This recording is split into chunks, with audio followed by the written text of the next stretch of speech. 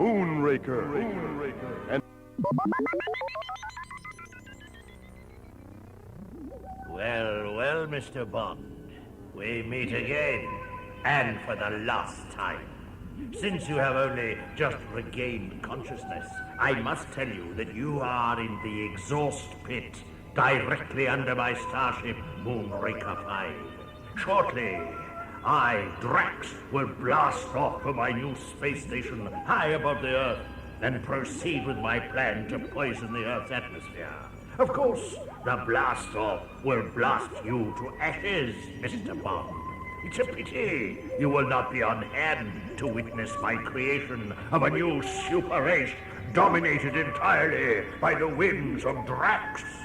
I expect you are simply burning with jealousy. Farewell, Mr. Bond. James Bond, Agent 007 of Her Majesty's Secret Service, is really in for it this time. But Bond has been in 1,000 tight spots before, and he'll get out of this one too. He always does. Drax did not count on one thing. James Bond is a professional. Follow him now as he tangles with Drax and his villainous crew and tries to thwart Drax's master plan. Code word, Moonraker. I must remember to thank my secretary for reminding me to wear my wristwatch on this mission. The miniature explosives concealed under the band should fit right in this air vent. In about 15 seconds, Drax is going to be a short-order cook, and I'll be the first dish on his menu. I'd better hurry.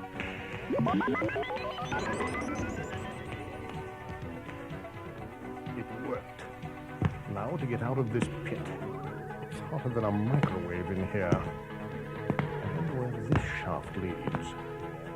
Of course, from Moonraker 5 to Moonraker 6. Now's my chance to keep up with Drax. If I can get a hold of one of his thugs without attracting too much attention. Hey, astronaut! Your boot's untied.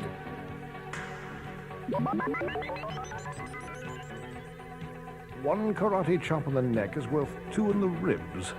I'll just follow the rest of these astronauts into the launching chamber. What do I do now?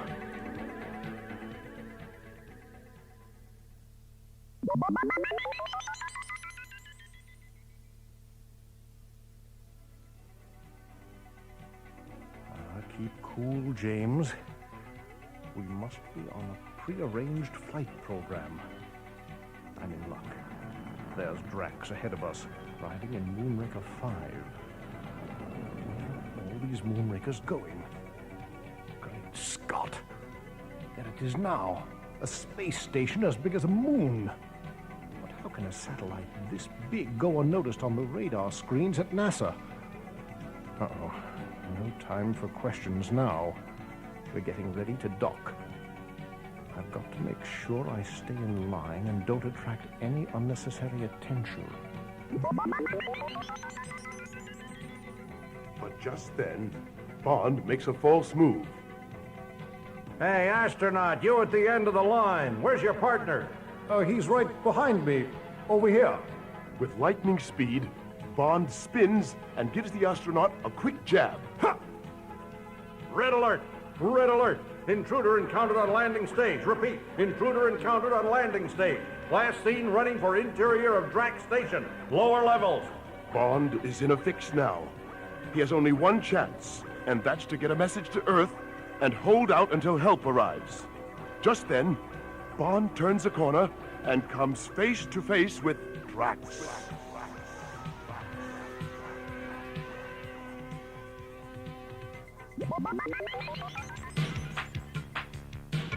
James Bond, hot on the trail of Drax, mastermind of the Moonraker plot, has made it as far as Drax's secret space station high above Earth. But now, Drax's men have discovered Bond, and he is forced to make a break for it. Deep inside the lower levels of the station, Bond meets Drax himself, alone. I must say, Mr. Bond, you have the most unpleasant way of following one about, like a bad smell. I just follow my nose, Drax. You will forgive me for finishing you off with a simple laser handgun. I haven't the time to arrange for a more imaginative death for you. I have more pressing matters to attend to. Such as? Since you have impressed me with your remarkable persistence, Bond, I will tell you.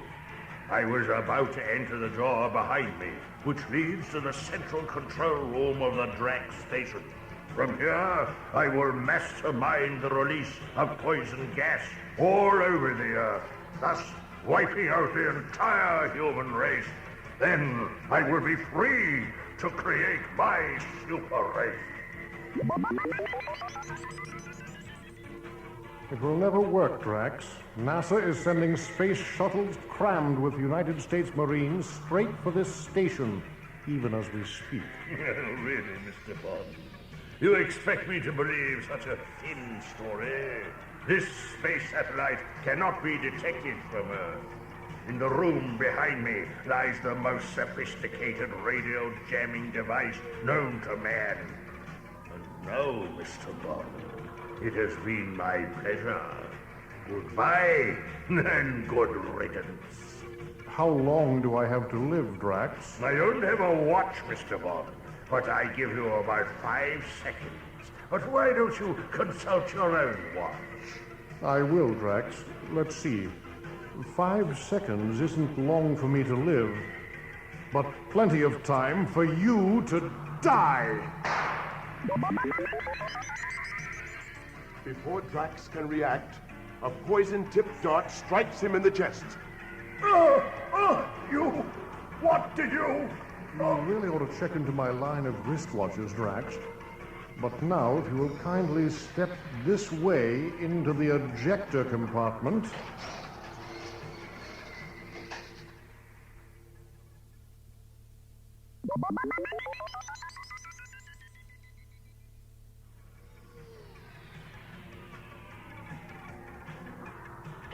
Within seconds, Drax finds himself shut tight in a small compartment designed to eject waste. One touch of Bond's finger and... Take a giant step for mankind.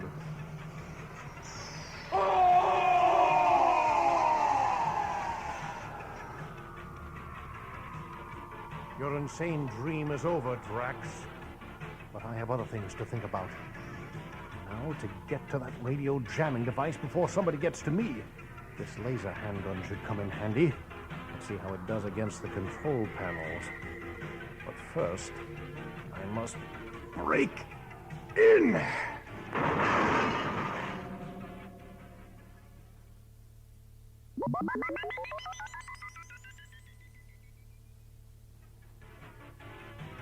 With a lunge, James Bond is in the central control room. Some very startled technicians back away from the control panels as Bond fires at the mechanisms.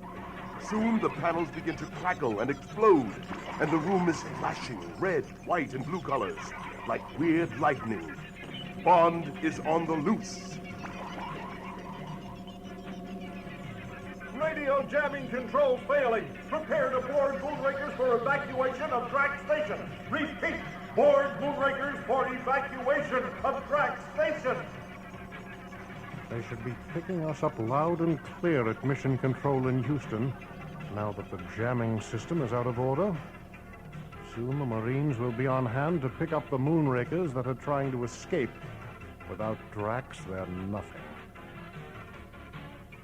Well, I must say, I've learned how useful a wristwatch can be. My secretary is in for a promotion.